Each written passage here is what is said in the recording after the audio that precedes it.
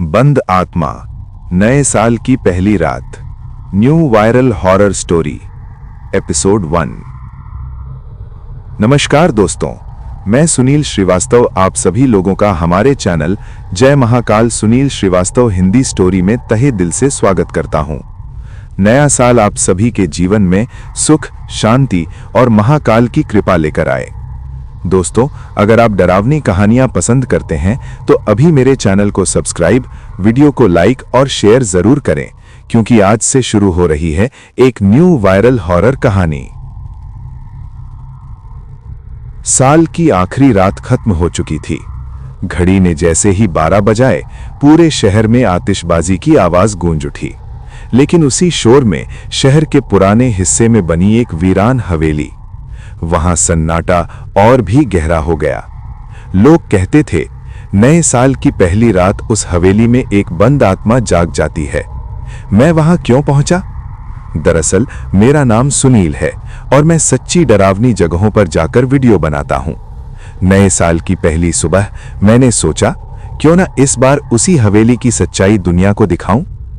लोहे का जंग लगा गेट धक्का देते ही कर्कश चीख जैसी आवाज के साथ खुला। अंदर कदम रखते ही ठंडी हवा ने जैसे मेरी गर्दन पकड़ ली हो। यह सिर्फ हवा है, मैं खुद को समझा रहा था। लेकिन तभी पीछे से किसी औरत के हंसने की धीमी आवाज आई। हंसी नहीं थी वो, दर्द में दबी हुई एक टूटी आत्मा की हंसी थी। मेरी टॉर्च की रोशनी सामने पड़ी दीवार पर गई। वहां एक काली परछाई थी, जिसके हाथ दीवार से बाहर निकलते हुए लग रहे थे। मैंने आंखें झपकाईं, परछाई गायब थी, लेकिन उसी पर मेरे कान में फुसफुसाहट हुई।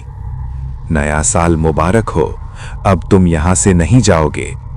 मेरे हाथ कांपने लगे, दिल जोर जोर से धड़क रहा था। ऊपर की मंजिल से नंगे पैरों की आवाज धीरे धीरे पास आती जा रही थी। हर कदम के साथ लकड़ी की सीढ़ियां करा रही थीं, जैसे कोई बहुत वजनी चीज उतर रही हो। मैंने पीछे मुड़कर भागने की सोची, लेकिन मेरे पैर जमीन में गड़ गए। सीढ़ियों के आखिरी मोड़ पर वो दिखाई दी। सफेद साड़ी, चेहरा आधा जला हुआ, आंखें पूरी तरह काली और होंठों से टपकता हुआ लाल लाल खून। वो मेरी तरफ नहीं देख रही थी। उसकी गर्दन अजीब तरीके से मुड़ी हुई थी, मानो किसी ने जबरदस्ती तोड़ दी हो। वो एक एक कदम नीचे रखती जा रही थी। मैंने जैसे ही टॉर्च उसकी तरफ घुमाई, लाइट अपने आप बंद हो गई।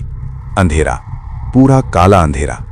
मेरे कान के पास उसकी सांसों की आवाज आई, बहुत ठंडी, बहुत भारी। तूने मुझे देखा है। उसकी आवाज नहीं थी, सीधे मेरे दिमाग के अंदर गूंज रही थी। मैंने आंखें बंद कर लीं।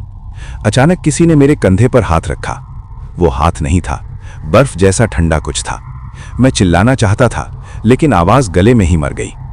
तभी जमीन पर कुछ गिरने की आवाज हुई। टॉर्च अपने आप जल गई। मेरे सामने वो नहीं थी, लेकिन जमीन पर मेरे पैरों के पास एक पुरानी डायरी पड़ी थी। डायरी खुली हुई थी। पहले पन्ने पर लिखा था, अगर तुम ये पढ़ रहे हो तो समझ लो वो तुम्हें चुन चुकी है। मेरे हाथ कांप रहे थे। अगले पन्ने पर लिखा था, इस हवेली में एक आत्मा नहीं, 3 बंद आत्माएं हैं और नया साल आते ही उनमें से एक को आजादी चाहिए। ऊपर से फिर वही हंसी गूंजी।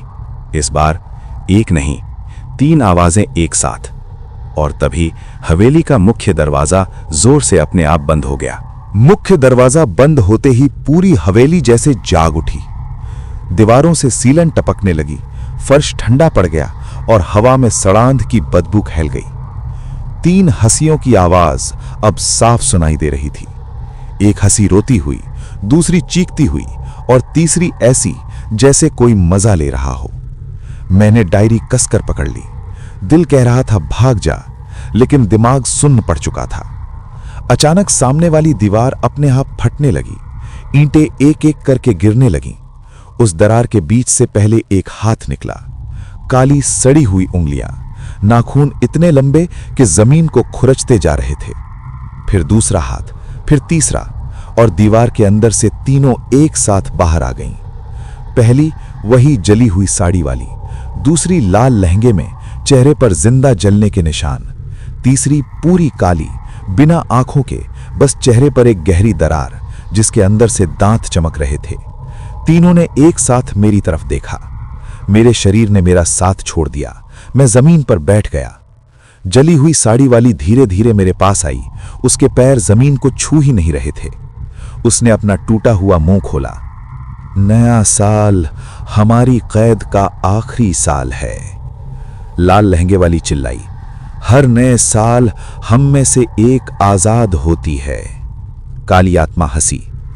और इस बार आजादी की कीमत इंसान देगा। मेरे हाथ से डायरी गिर गई। डायरी अपने आप पलटने लगी।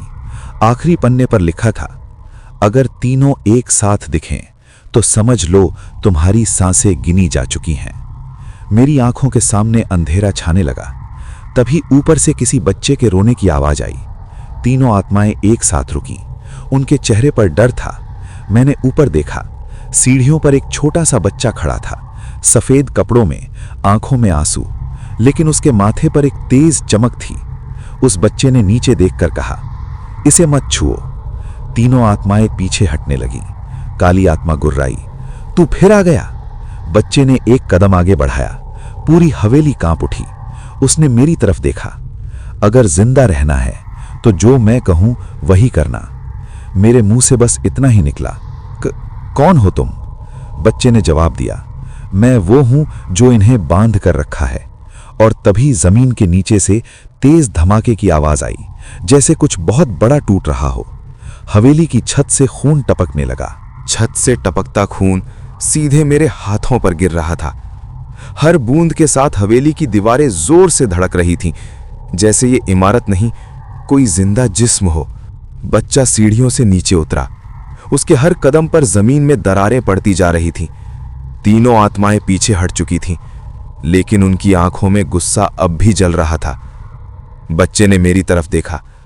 उसकी आंखें साधारण नहीं थीं, उनमें किसी पुराने जमाने का दर्द था। उसने धीमे से कहा, डरो मत, डर इन्हें ताकत देता है। मैं किसी तरह खड़ा हुआ। मेरे घुटने कांप रहे थे। जली हुई साड़ी वाली आत्मा अचानक चिल्लाई, ये इंसान हमारा है, तू बीच में मत आ। बच्चे ने अपना हाथ हवा में उठाया। पूरा कमरा जैसे जकड़ गया। हवा रुक गई, आवाजें बंद हो गई। उसने कठोर आवाज में कहा, तुम तीनों ने जो किया उसका हिसाब अभी बाकी है। लाल लहंगे वाली जमीन पर गिर पड़ी। उसके मुंह से काला धुआं निकलने लगा। वो रोते हुए बोली, हमने बदला लिया था, गुनाह नहीं किया। बच्चा उसकी तरफ बढ़ा। उसके माथे की रोशनी और तेज हो गई। बदला इंसानों का होता है, उसने कहा, आत्माओं का नहीं। अचानक हवेली के बीचों बीच जमीन फट गई। नीचे अंधेरा नहीं था, नीचे आग थी। आग के बीच लोहे की मोटी जंजीरें दिख रही थीं। बच्चे ने मेरी तरफ देखा। यह हवेली नहीं, कैद खाना है, उसने इशारा किया। तीनों आत्माओं के पैरों में जंजीरें अपने आप बंधने लगी। काली आत्मा चीखी, नया साल आ चुका है, नियम नहीं बदल सकते। बच्चे की आवाज गूंजी, नियम तब तक हैं जब तक मैं हूं। पूरा आसमान गरज उठा। एक जोरदार झटके के साथ तीनों आत्माएं आग की दरार में खिंचने लगीं। उनकी चीखें पूरी जिंदगी के डर से ज्यादा भयानक थीं। मैंने अपने कान बंद कर लिए। कुछ सेकंड बाद सब कुछ शांत हो गया। हवेली की दीवारें फिर से स्थिर थीं। खून गायब था। आग बुझ चुकी थी। मैं जमीन पर बैठ गया। बच्चा मेरे सामने आकर खड़ा हुआ। अब यह जगह सुरक्षित है, उसने कहा। मैंने कांपती आवाज में पूछा, तुम हो कौन? बच्चे ने पहली बार हल्की सी मुस्कान दी। मैं इस हवेली का पहला कैदी था और आखिरी रक्षक भी। उसकी देह धीरे धीरे रोशनी में बदलने लगी। गायब होने से पहले उसने कहा, नया साल सबके लिए नहीं होता, कुछ के लिए ये आखिरी चेतावनी होती है। अचानक मुझे पीछे से ठंडी हवा लगी। मैंने मुड़कर देखा। हवेली का दरवाजा खुला हुआ था, लेकिन दरवाजे के ऊपर दीवार पर ताजे खून से लिखा था, 3 गई हैं, अभी एक बाकी है। और उसी पल मेरे पीछे किसी ने धीरे से सांस ली। मेरे पीछे की सांस बिल्कुल मेरे कान से टकरा रही थी, इतनी ठंडी की रूह कांप जाए। मैं धीरे धीरे मुड़ा। वहां कोई चेहरा नहीं था, सिर्फ धुआं, काला गाढ़ा धुआं। धुएं के बीच से वही आवाज आई, तूने सोचा कहानी खत्म हो गई। मेरे पैरों के नीचे जमीन फिर से धड़कने लगी। दीवारों से नाखून रगड़ने की आवाज आने लगी। मैं समझ गया, 3 नहीं, चौथी आत्मा थी जो सबसे पहले जागती है और सबसे आखिर में जाती है।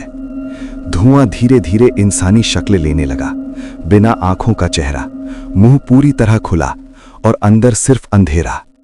उसने फुसफुसाकर कहा, हर कहानी का अंत नहीं होता, कुछ कहानियां सुनाने वाले के साथ चलती हैं। मेरे कानों से खून बहने लगा, सिर जैसे फट जाएगा। मैं चिल्लाया, छोड़ दो मुझे। वो हंसी, ऐसी हंसी जो सपनों में भी पीछा न छोड़े। अब तू जाएगा, पर अकेला नहीं, तेरी आवाज के साथ मैं भी जाऊंगी। अचानक सब कुछ गायब हो गया। मैं हवेली के बाहर पड़ा था। सुबह हो चुकी थी। लोग कह रहे थे, किस्मत वाला है, जिंदा लौट आया। लेकिन उन्हें क्या पता, उस रात के बाद जब भी मैं कहानी सुनाता हूं, माइक बंद होने के बाद मेरे कान में वही आवाज आती है, अब बारी तेरे सुनने वालों की है। और अगर आज आपको भी पीछे से कोई सांस महसूस हो रही हो, तो समझ लीजिए कहानी अब भी खत्म नहीं हुई है। बाय बाय, टेक केयर, और याद रखना, डर सिर्फ कहानी में नहीं होता, कभी कभी वो आपके पीछे खड़ा सुन रहा होता है।